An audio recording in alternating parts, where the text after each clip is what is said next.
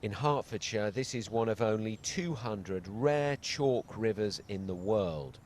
But like many in the Chilterns, this once rich habitat has dried up. What should be the best river on the planet is nothing more than a grubby, dirty, muddy, grey ditch filled with the odd sprinkling of runoff rainwater from the bridge above us.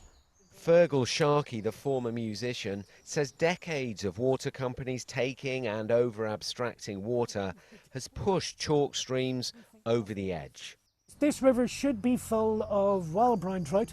It should be full of more water voles than you could possibly count. It should be full of kingfishers and should be the best habitat on the planet.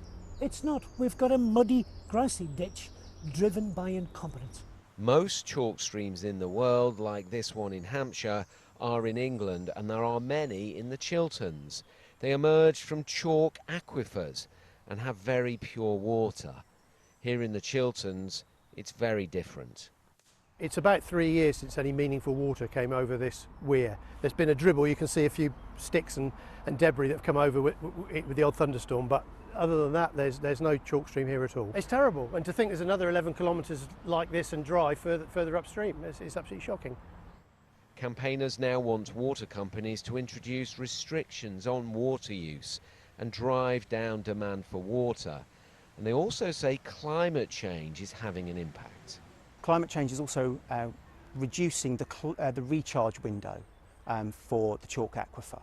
In other words, the growing season is longer and plants obviously take a lot of water out of the soils. So the time period in which rainfall can actually soak into the aquifer is reducing, which therefore puts a greater pressure on the aquifer, particularly when you consider that we rely on that aquifer too for our own supply of water.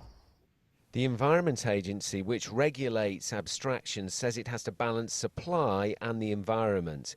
It says customers should use water responsibly, and it has cut abstractions.